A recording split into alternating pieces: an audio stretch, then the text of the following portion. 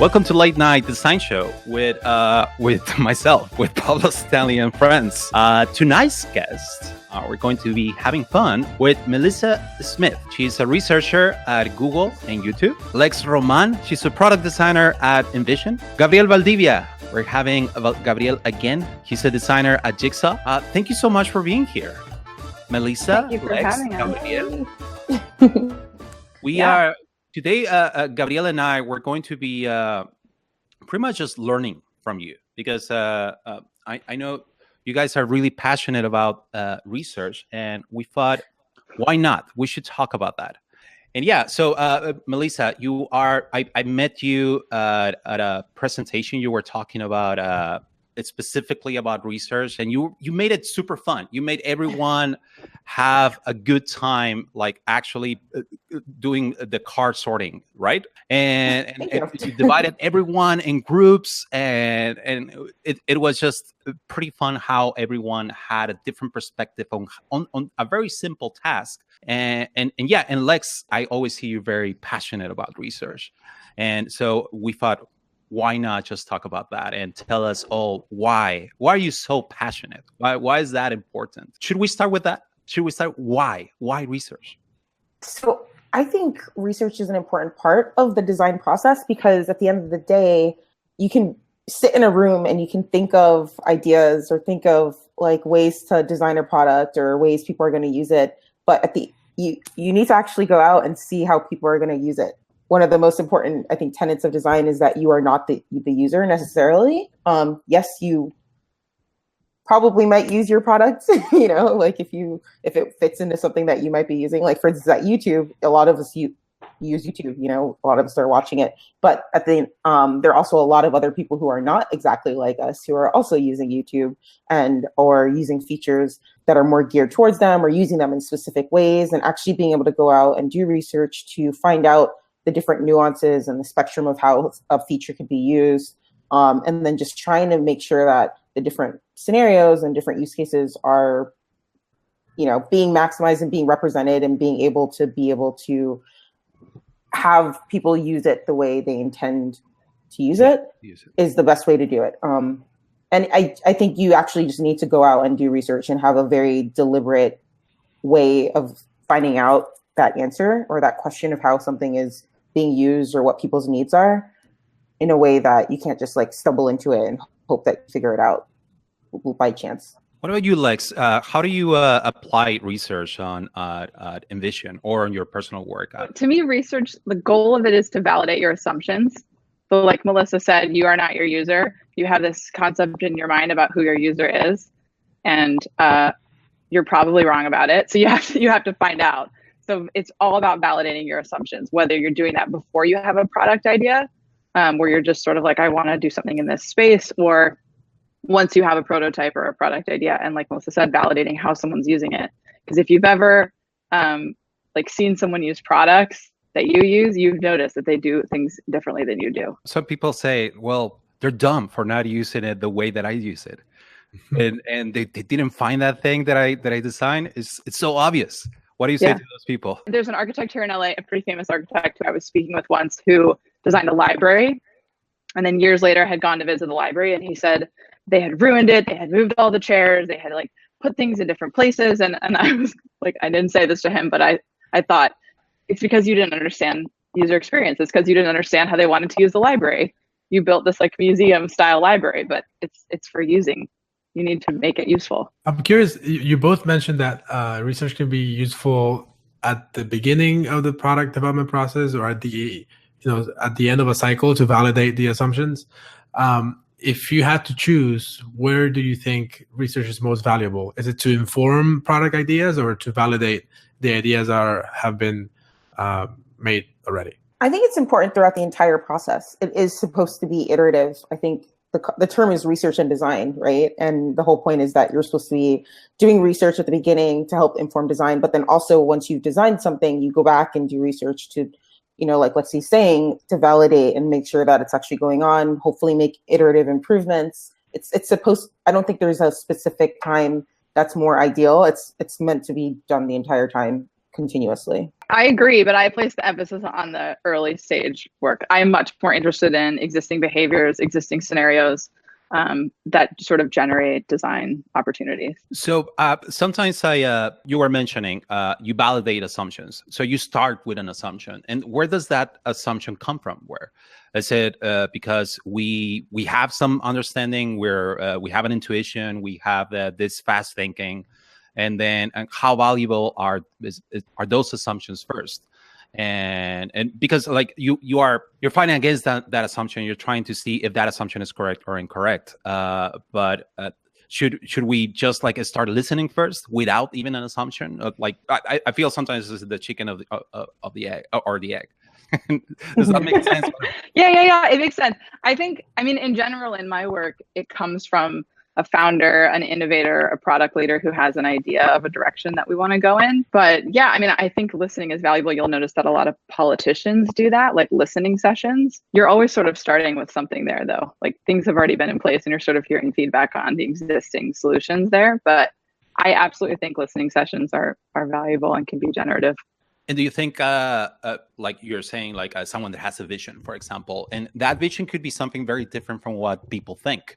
So wouldn't that innovator, that person with a vision, like if they start listening to people, to what they say, wouldn't that vision be just like ruined probably? Because his thinking is so different and so out there probably, that nobody's going to think like him or like her. I think there's a difference between stifling the innovation and then also building the innovation with users in mind, right? So there's like a lot of you. So I have a psychology background, so there's a lot of like just basic cognitive psychology principles of just like, you know, how much working memory does a person have in their mind, and how much can they keep track of, and multitasking, all these different things that are just basic psychology foundations that are impacting the way in the products that we use on a daily basis. So yes, someone can innovate something that's brand new and that's never been used before, but at the end of the day, you're still going to be working, or it's still going to be used by humans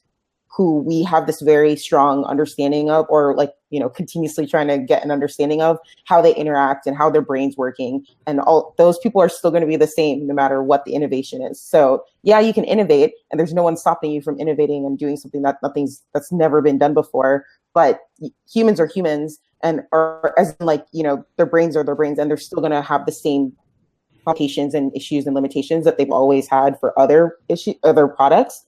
And you can learn from that and build that in and actually make your product more successful by having done that research ahead of time. Yeah, I think it's all about de-risking your idea. So getting out there early, finding your customer or your user, and understanding how this fits into their lives.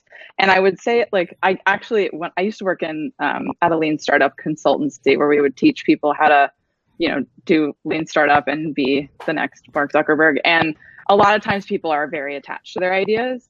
And the thing that I would say is that if you strongly believe in your idea, you chase it into the ground. So if you talk to 5 people and those people don't like it and you give up, you didn't believe in that idea strongly enough, right? You have to find new people. Maybe that's not your target market. Maybe you're not asking the right questions. Maybe there's a subtle tweak on your idea that would really make it sing. You mentioned like bringing an idea to 5 people, right? And I imagine somebody that's really quote unquote visionary might say, well, they were just the wrong 5 people. You know, how do I find the right set of 5 users that represent what you know, the market that I'm trying to pursue? Especially for really ambitious companies that are, you know, the target audience is like everyone. So how do you find those 5 people that are like, you know, the deciders of whether an idea is good or not? No one's target audience is really everyone. But it's also most companies that I've worked for, they're like, what's your target audience? Like the world. They say that. Yeah. You have to root it in behaviors, right? You have to root it in their behavior. So what is the behavior? For example, Steve Jobs is famously the person that everyone talks about. Well, Steve Jobs didn't do it. I don't need to do research because he didn't do it.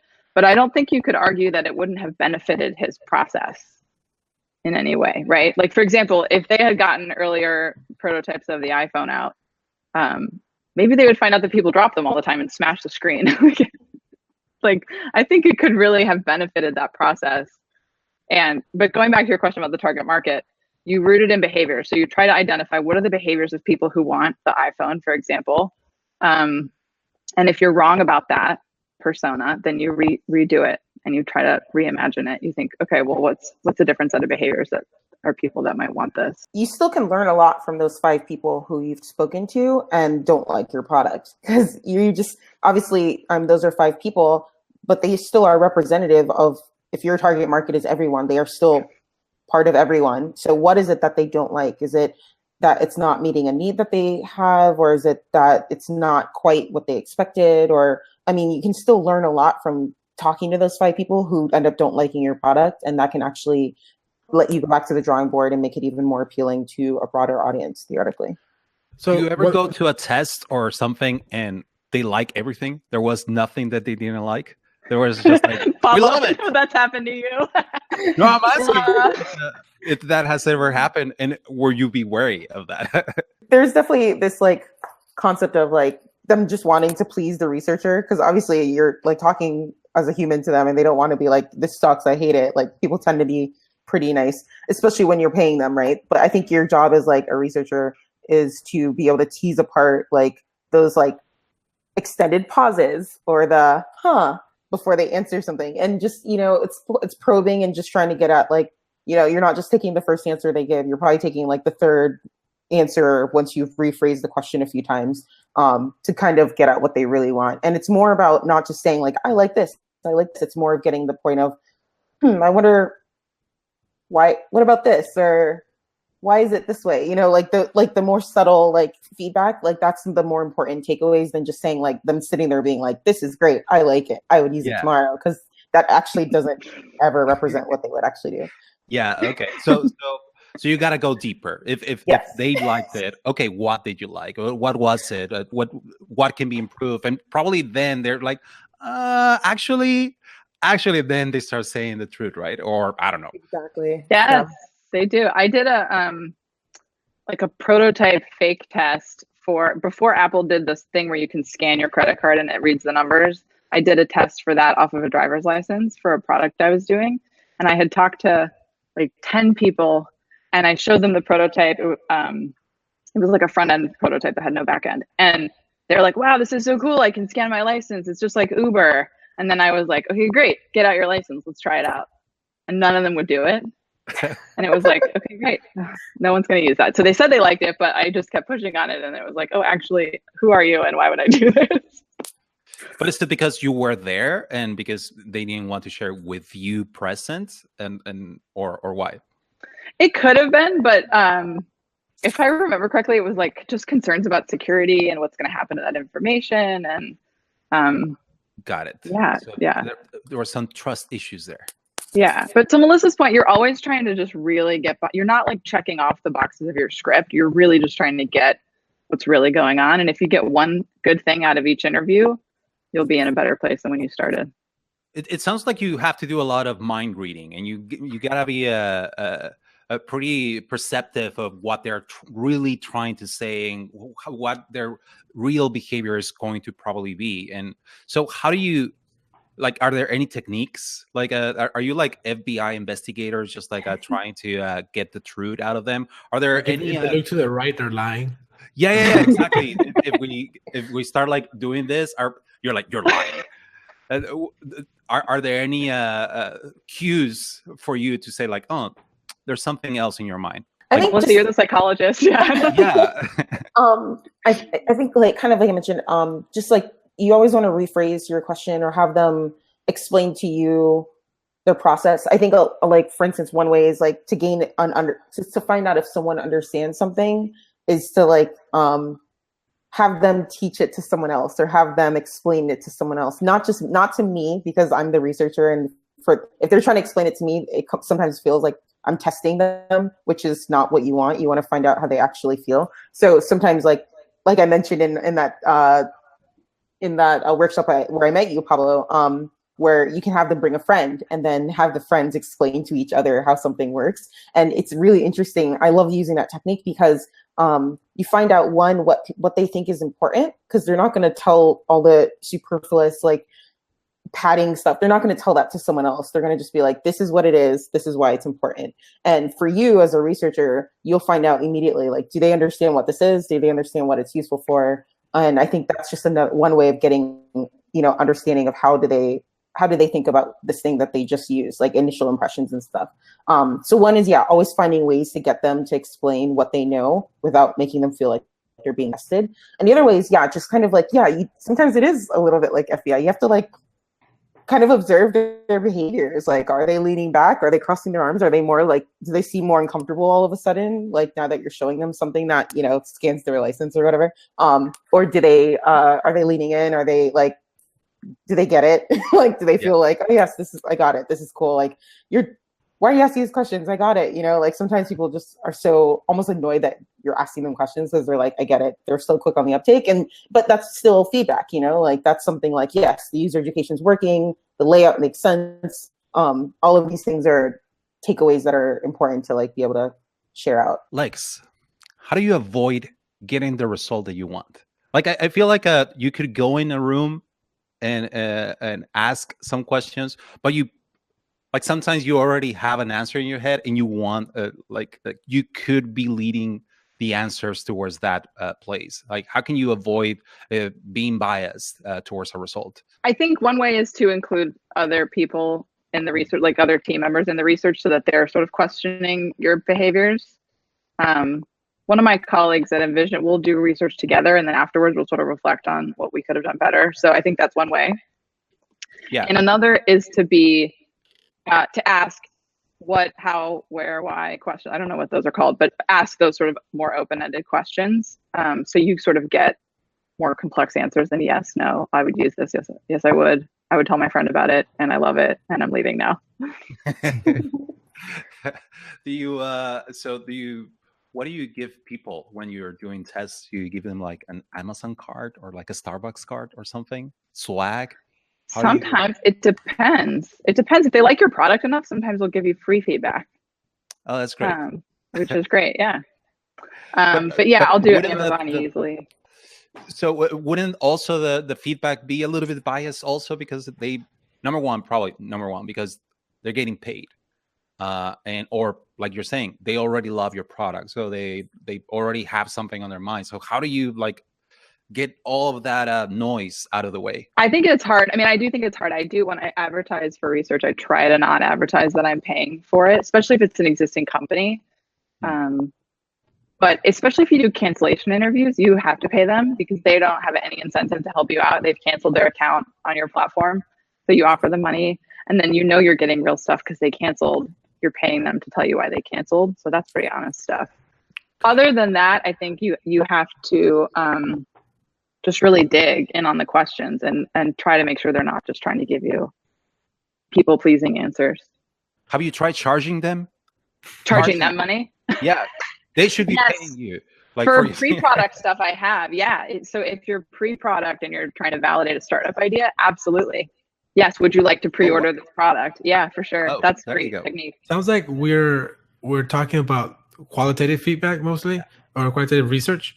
I'm curious what your thoughts are from like qualitative versus quantitative and how to lean between one and the other. Because in my experience, quantitative is usually the easiest one to use as leverage for design decisions, whereas qualitative is oftentimes ignored in broader product teams. So I'm curious how you guys balance one versus the other. I think they go hand in hand. The way that I always like summarize it in a quick, snippet is that the quantitative tells you what's happening, and then the qualitative will tell you why. So for instance, you could like look at logs data or something, or send out broad surveys and get like a large amount of numbers for like, what do people say they will do, or what are they doing if you're looking at like logs data or something for when they're interacting with this feature or this aspect or something. And you can get like a what, you can answer the question like what's happening for something that already exists. I think that's a little bit harder for something that doesn't exist yet. But that doesn't tell you why. And I think that's why you would need the qualitative side to be able to actually talk to people. Okay, like, hey, we know, let's say you're doing this and we know you actually did it because we like have logs data or something. Like, what's going on? Like, what are your thoughts about this? Or like, why is this happening, essentially? And then they can help inform each other. So I definitely think they go hand in hand. And I think depending on the question, you might lean one way or the other more, but I think they definitely are important together. Yeah, I'm a big fan of quantitative. Like, I'm a big fan of measuring quantitatively and of doing things like A/B testing and feature faking at scale. But I don't do a lot of quantitative research. And that's mainly because of the researchers that I followed when I was first getting into UX, who were not fans of surveys or focus groups or things like that. So I've just been really, I guess I've just never really gravitated towards that. Erica Hall recently put out or maybe like just resurfaced a blog post and a booklet that she wrote about why she hates surveys. And I recommend that people check that out and see what they think about it, because there's mixed feelings out there about it. What were the main takeaways of her hate towards surveys? Yeah, one of it is like, you're basically asking questions that you know, so you're not surfacing things that you may not know. So you don't get sort of the open-ended qualitative feedback.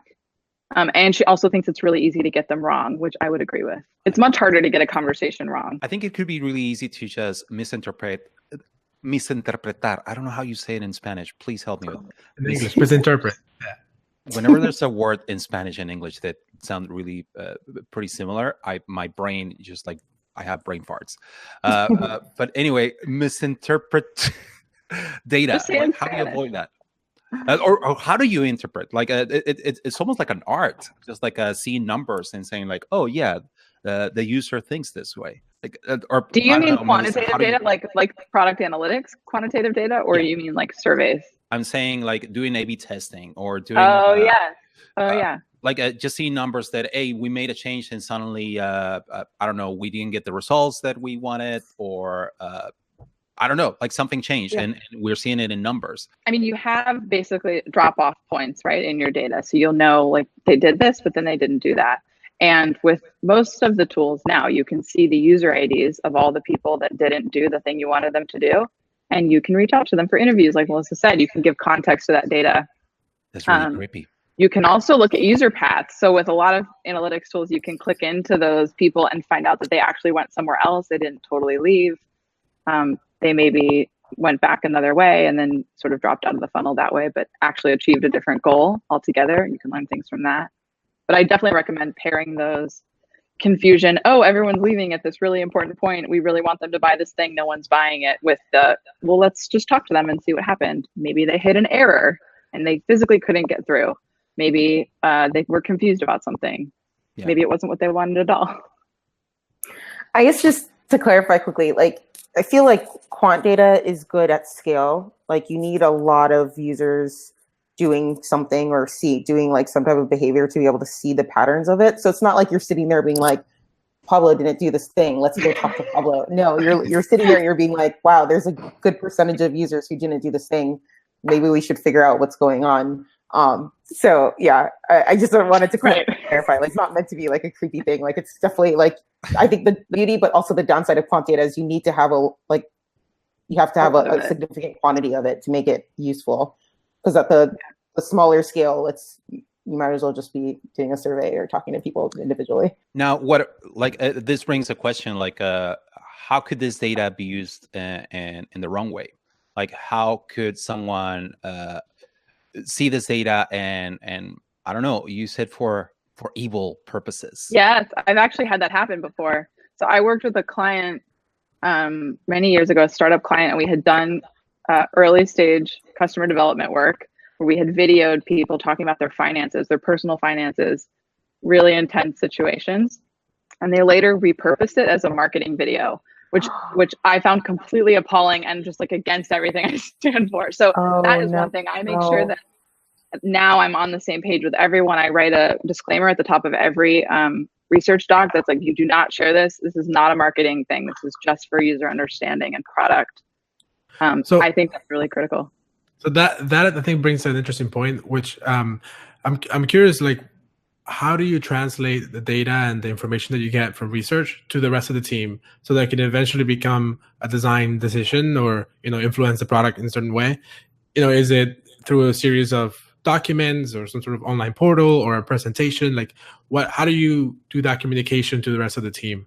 Depends on the team, to be honest. So it also depends on what stage the product is in. If it's something that is pretty early stages and it's like very rapid turnaround, very iterative, like feedback, like everything's going very quickly, I will almost always try to loop my designers into the research. I'll loop my designers in, I'll loop the engineers in, I'll loop the product managers in, have them sit there, observe the findings, observe the research, because then afterwards when I come in and I'm like, here are my biggest 5 takeaways.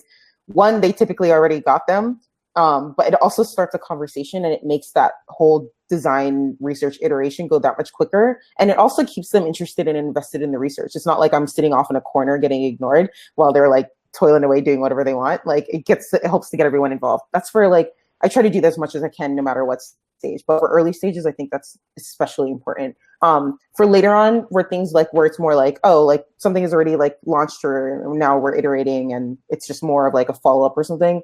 I'll share things out using like presentations, using docs, slides. I'll try to import clips of people, like if there's like a common theme or patterns and the users said it succinctly, I will always just try to do like highlight clips and just be like, here's the users themselves saying what the problem is.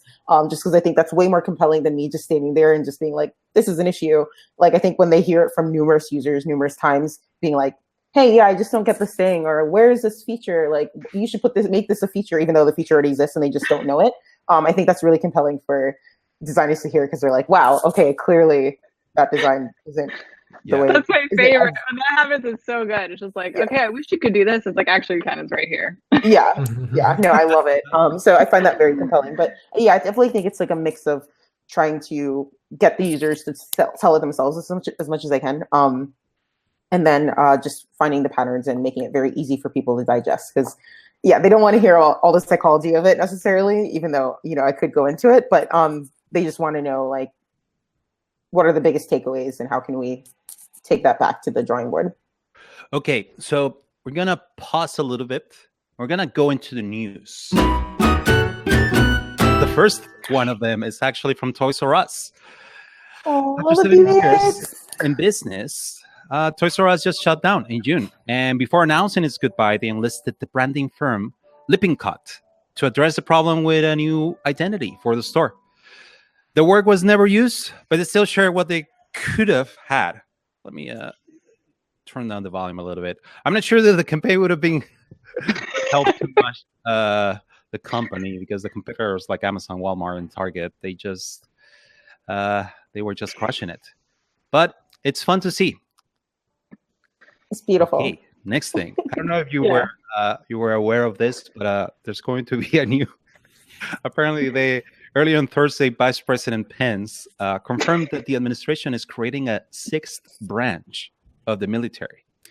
Pence argued that the nation needs to assert dominance over space, which led some people to believe that we might have a Sith overlord in the government.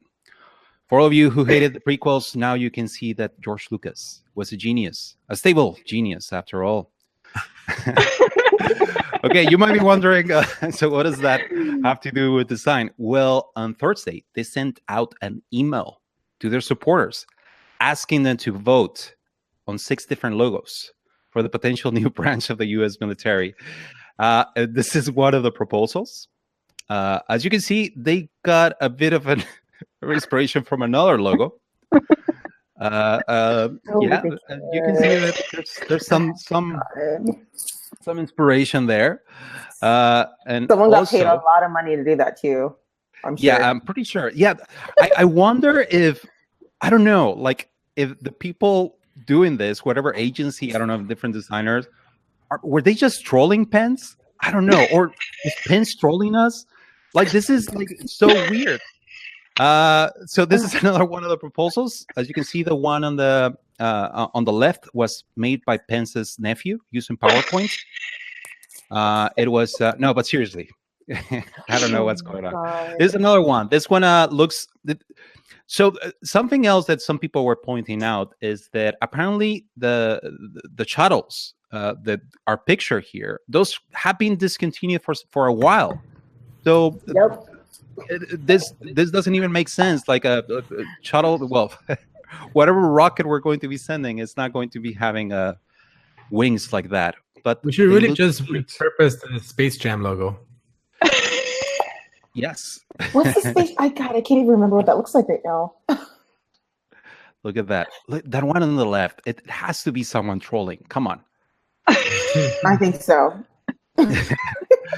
Okay. I also want to share 100 Days of Motion Design. This is by Tintin Shu. Over the past few months, Tintin challenged herself to create vector-based 2D animations over 100 days. And she shared on a post on Medium all her process and what she learned, and also the tools that she used. And she shared some of her reflections. And as you can see, the animations are beautiful. Each animation is a bit more complex. You can see her progress because she, like, the first animations, they look cute, but then the other ones like look amazing. It's just like the ones that are on like day 60, day 65, they start looking really good. And it's great to see a designer growing and sharing how she got there. Her discipline is awe-inspiring. So thank you for Tintin for sharing that. And now on the sadder news that I was telling you, a sad story. A disillusioned designer. So this was on Designer News. Someone on Designer News just shared a sad story. Cherif, UX consultant, according to his profile, wrote that after 10 years of being a UX designer, he said, "I'm ready to throw in the towel. I'm tired of asking, begging, coaxing my peers and managers and others to do just a little user research and getting up empty promises in return." And apparently the kicker was a product that they were launching and that was ready for beta and a huge milestone. And during that year, he had been begging and pleading for a chance to talk to users. And he kept hearing, sure, and nothing happened. And I feel like this is something that is pretty common. And I left this news at the end so we can actually discuss a little bit about that. This is common, and I hear this from designers. What I don't understand is why they're not doing that research themselves. You're saying like, hey, you should just go on your own, be a maverick, and just do the research.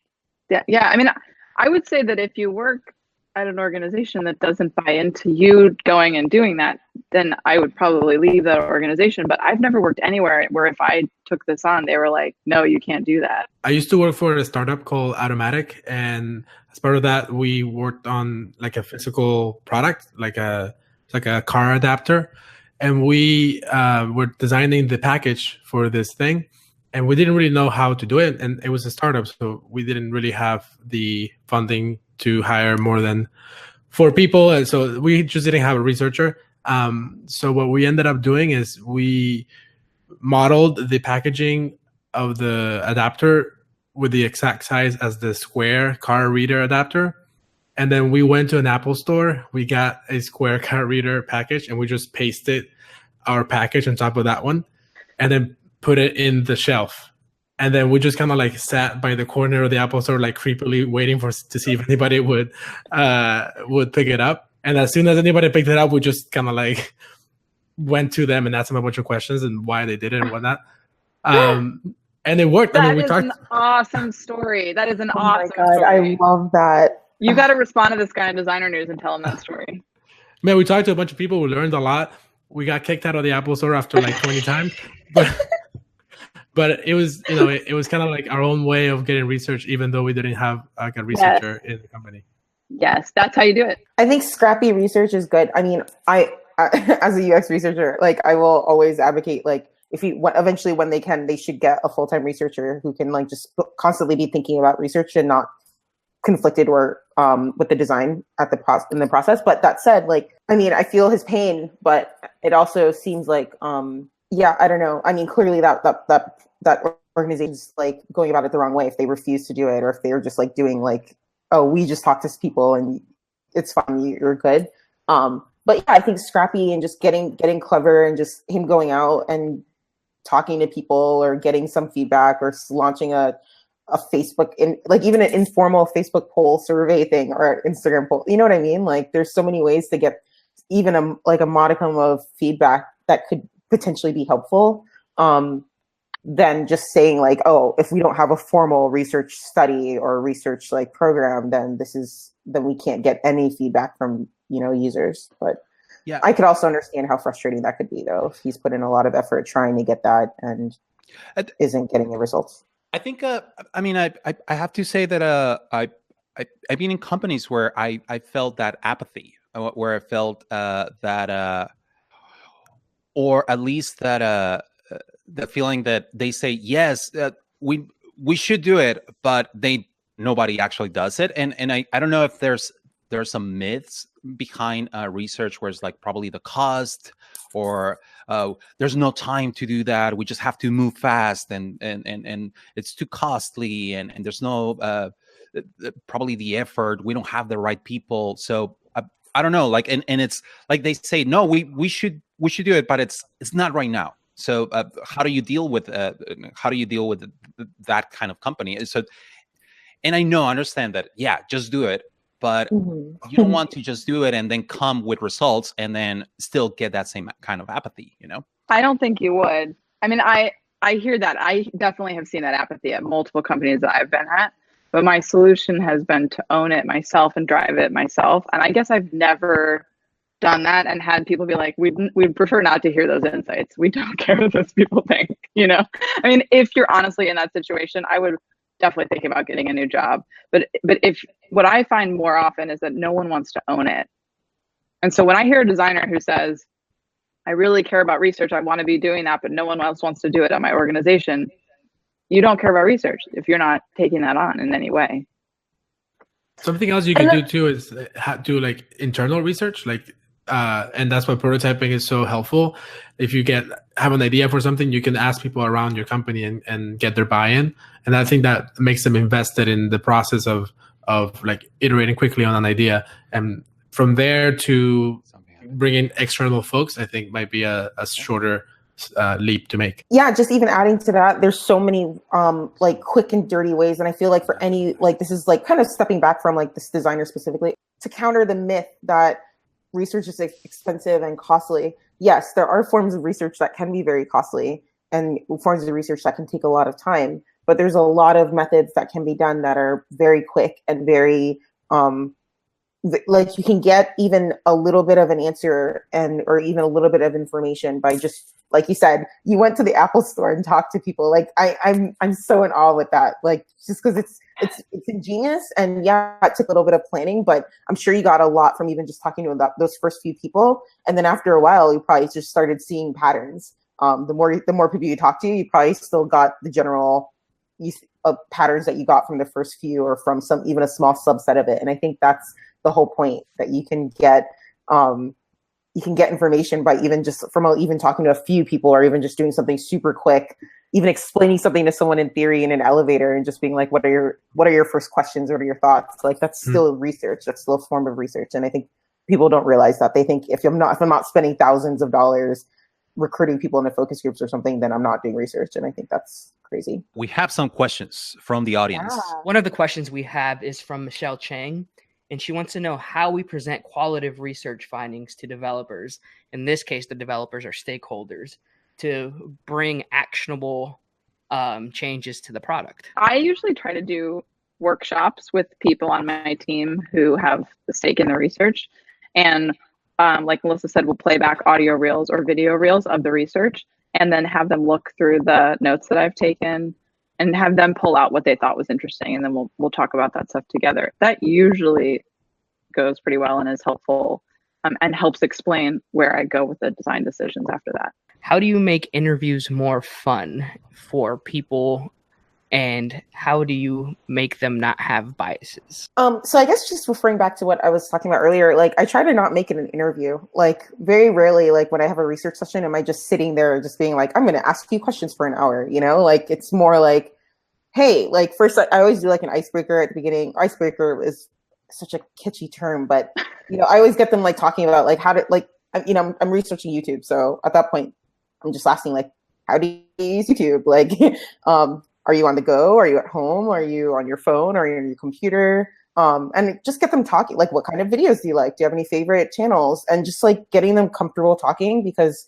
a lot of people, even if obviously I think people kind of self-select into doing research studies because you have to talk to people. But even then, it still takes a little while to get them to warm up to you because you're a stranger. So just getting them comfortable talking about something that, again, there's no wrong answer. It's just me like trying to get to know them.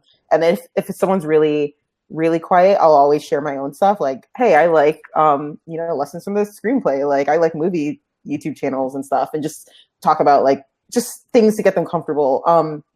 And then I'll like do whatever the activity is, or whatever the research is.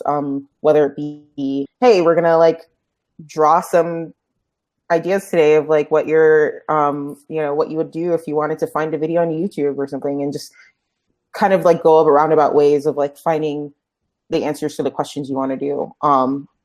Very rarely is it just sitting down and talking interview style for an hour. I feel like that would be like an interrogation, and no one would have fun with that. And plus, you probably wouldn't learn that much. So, what advice do you have for people who are on small teams who don't even know where to start? We mentioned Don Norman earlier, and I think we're going to talk about it more, but he has this book called Design of Everyday Things, which I think is just like a really interesting, like, intro to the whole concept of like, research involved with the design process. And like, it used to be called the psychology of everyday things, just to like put that out there. I think he saw design work better, so he changed the title. So just like kind of like taking a more of a broad step back and just realizing like it is, at the end of the day, like you're dealing with humans who have like psychological like limitations, just like, like I mentioned earlier, like working memory and stuff. So things like that, just getting some like more foundational understanding, I think that will help with the design process, even if you can't sit down and do the like in-depth research yourself. There's also this one called Don't Make Me Think by Steve Krug. I love that book. I want to add one book to that, Running Lean by Ash Moria. That's a great book for startup. All right. Well, thank you so much. Thank you so much for being here. Everybody that was here watching everything. Again, thank you so much. And thank you to Edgar. Edgar, thank you so much. Thank you. Bye. Mwah, mwah. Bye-bye.